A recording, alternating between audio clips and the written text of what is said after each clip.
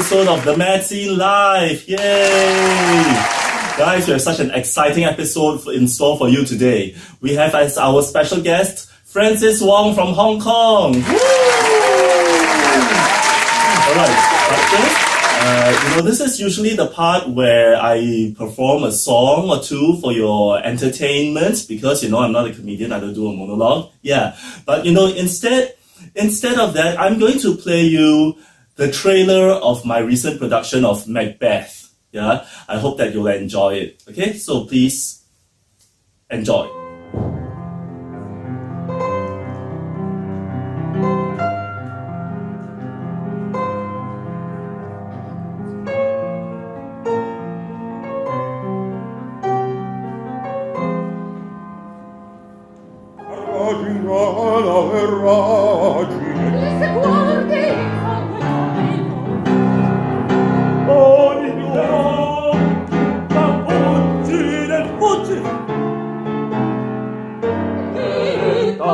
Vendetta, l'ultima singuldo,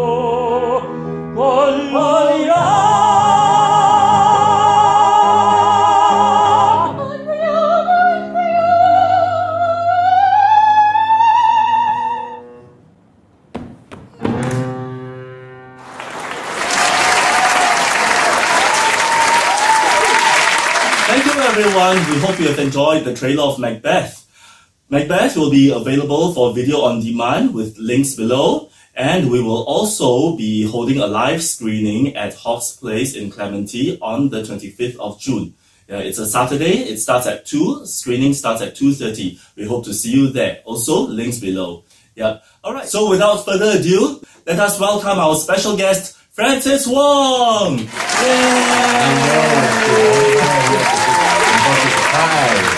Thank you so much. And thank you for having me. Oh, it's been 2 years since I've been in Singapore. I'm so happy to be back. Well, yes, and it's been two years too long. Yep. Well, let's discuss that later. Alright, please take a seat. Wow, Francis, thank you so much for this lovely prosecco. Yeah, I just so happen to have wine glasses with me as well. Yes, always the man with everything ready. I think I noticed this. Does this look familiar? It does. Is it from your last opera show, Macbeth? That's where you drank from? Absolutely. Wow, it's really very well made, sturdy. Yeah. It was in the BBC scene, Yeah. Okay, come. Let me get to work on this. Okay. Good luck. And don't hit me with it, huh? Don't worry, I have a lot of experience with this. I'm very bad at opening champagnes. If I open it, I mean your school will be. Well, I'll break a glass or two, huh? Alright, come. Are you ready? Alright. Yes. We're gonna say what when it pops. Alright. Alright. What? 1, 2. Alright. Okay. I have to loosen this up. Okay. Alright. 1, 2, 3. Oh my god! Wow. It's really hot. Yeah, it's really hot. That's good. Yeah. So yeah. It's shot so much. My goodness. But nothing I'm not used to. Alright, come. I'm going to clean it up later. Yeah. Okay. But first, here you go. Let's have a drink. Let's drink to music. To music? And to good health. Yes. We have to yam sing. Yam sing. We yam sing. Yam sing. It's good. Got a good body. It's lovely. I think so too. We can down the whole bottle tonight. Well, you have to get through this. You add alcohol, I can really loosen me up and really just lashes out about what I think of the pandemic. Let's not have any of this go to waste, right? Yeah. I call it pandemic. Pandemic. Oh my God, it's 2 years. I mean, last time when I was in Singapore was 2020, March. And I didn't realize that after I left the airport and back to Hong Kong, that would have been my last trip to Singapore before I was allowed to come in again. There was a lot of restrictions happening. I couldn't come in, even though the opera company trying to get me a visa to come in to do the recording. I was not allowed.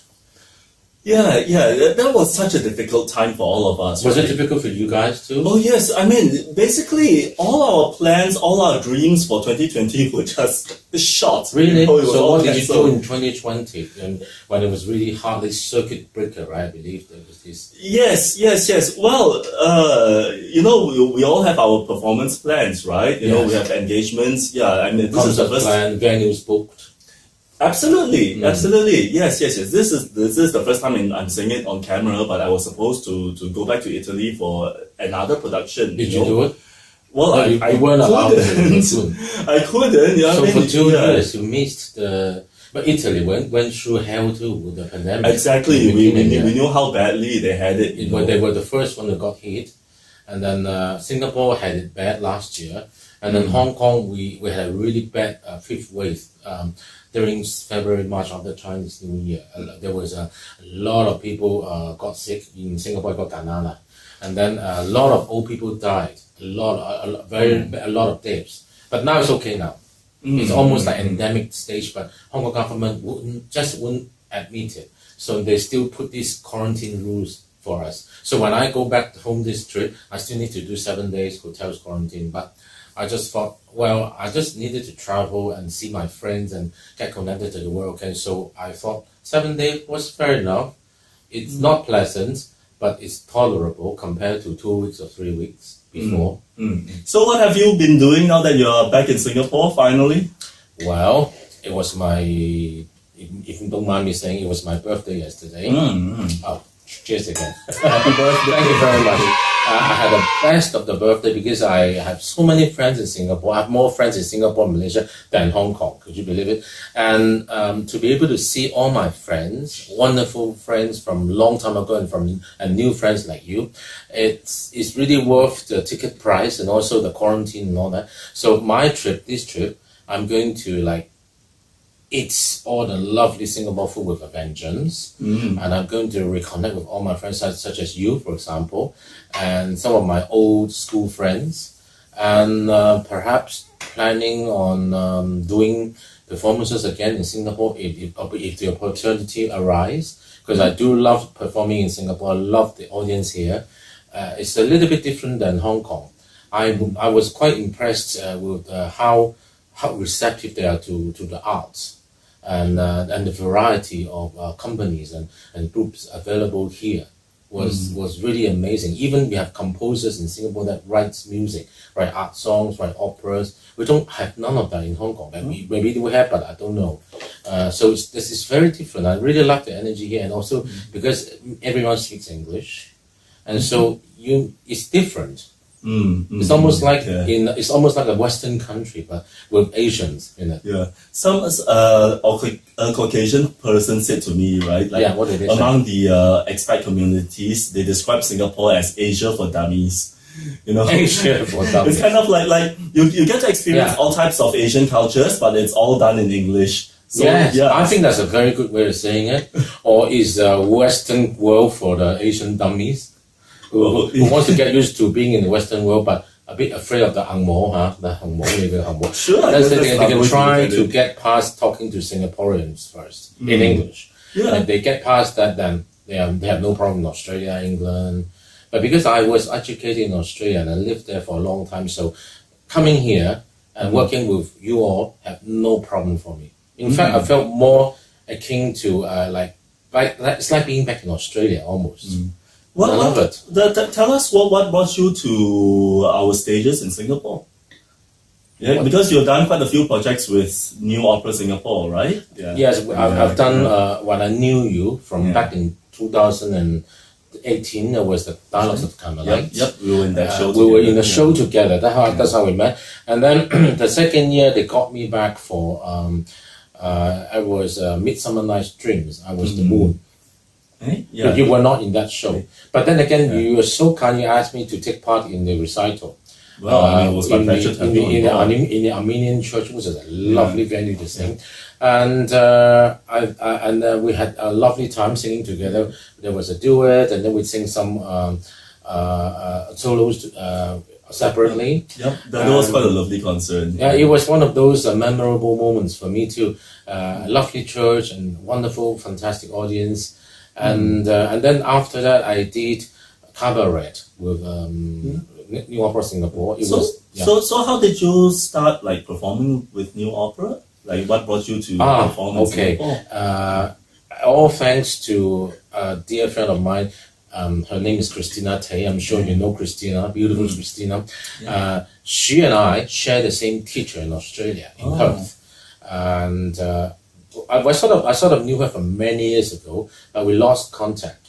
And then our teacher was very old and frail, and she finally passed away. And so I flew back to Perth to attend the funeral. And Christina happened to be there also. So we met again. And she sang the opening of the funeral. She sang the Ave Maria by Caccini. And I was chosen to sing the ending of the funeral. I sang Silent Noon, which I also did in your concert in her honor. Because why I chose Silent Noon by Vaughan Williams, because that was the song she taught me. And I entered competitions in Australia and I won first prize. English art song for Chinese. And in the 1995, that was the first. So I thought that song was like a really something memorable between me and her. And the funeral was in the afternoon too, so it was a very appropriate song to sing. And Christina asked me, Francis, have you been doing operas? I said, no, I haven't been doing operas since I left the Hong Kong Academy. It was almost 17 years I haven't done anything. I've just been doing concerts and teaching. And so she was already in the New Opera Singapore. So she told me, why don't you send me your CV and so see if my boss thinks that you are okay for the company. I said, I'm too old. I mean, I was already I'm touching 50. Then, I'm more than 50 now. And who would want to hire a 50 years old man to see a new job, But she urged me to do that 4 times. So I finally did. And the artistic director, Miss Zhong Eiling, she looked at my profile and she was interested. She asked if I would like to come into Singapore to audition. And so, okay, and I did. Because coming to Singapore then was very easy because there was no pandemic or anything. Yeah. And I auditioned, and within 2 weeks, I received happy news. I got a small role in an opera, Carmelites, which I did 20 odd years ago at the music school in Perth. As a different role I did. And so I thought, wow, I'm chopping heads again, huh? What a way to come back to the opera. So that's how I got started again. So and what an opera to do again, it's like how many productions of Carmelites are there around the world? It's a very intense opera. Yeah. And what we did was also in English, and so what Miss Zhong did was also in English too. So I'm very familiar with the opera. I know the intensity and the emotional energy that is required. And I must say they did a really good job. The modernized version worked very well with the modern design staging. You were the doctor. Yeah, that was a great production actually. I had a lot of fun doing it, and the cast was wonderful. Watched the old pirates die. Yeah, that final scene with the was very dramatic. That was so dramatic. Yeah. So that was an amazing experience. Yeah. It was one of these very cruel opera. You talk about death, Balangat, Carmelite is the bloodiest, because where else can you find an opera with 14 nuns singing the chorus together and one after another died, and then you're just left with one voice in the end. The intensity, the tears. Yeah, it was very emotional. When I watched them rehearse the scene in rehearsal, we all got tears. Yeah. And especially we hear that noise. Oops. Spirit again. Sorry. For good luck. Yeah, good luck. Yeah. Well, cheers to opera. Cheers to New Opera Singapore. Yeah. Cheers to everyone who's in the opera business in Singapore, actually. Singapore, Hong Kong, Kong, and respect to you all. Yeah, everyone doing opera around the world. Exactly. It's not an easy business, and we suffered a lot during the pandemics because it's singing, and if you put a mask on to sing, it's so hard. I don't know how you do it. Yeah, have you done it with the mask? It's not easy. I've tried a couple times. It's really, it's ridiculous. You can't open your mouth fully. Not only that, because you wear glasses too. Doesn't it all fall Oh out? yeah, it does fog up. Yeah. Well, over here we have to wear these things called face shields when we have our singing lessons. Face shield? Yeah. So it's a piece of plastic with a. Oh head yeah, strap. we get that in Hong Kong in the market. They're very cheap, you know. And yeah. they don't really work. It's just an emotional thing. To feel that you are shielded away from. Well, it prevents your breath from like spewing out, so it's not as effective as a mask because it doesn't capture the breath, but at least it stops it from spreading as far. So when you did lessons, you wear the face shield, but do you wear the mask for the singer? We don't wear the mask; we just wear the face shield. Yeah, as regulated by the National Arts Council. Yeah. So thank goodness we had that, and we also had to maintain a 2 meter distance. Yeah. What's 2 meters like? Are we 2 meters?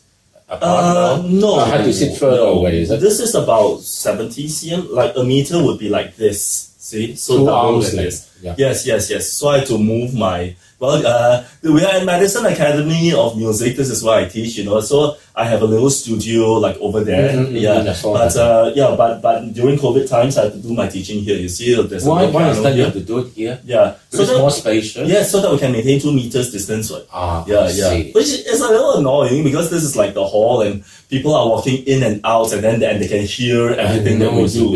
It's a little bit. The students feel a little bit embarrassed and uncomfortable. Would they?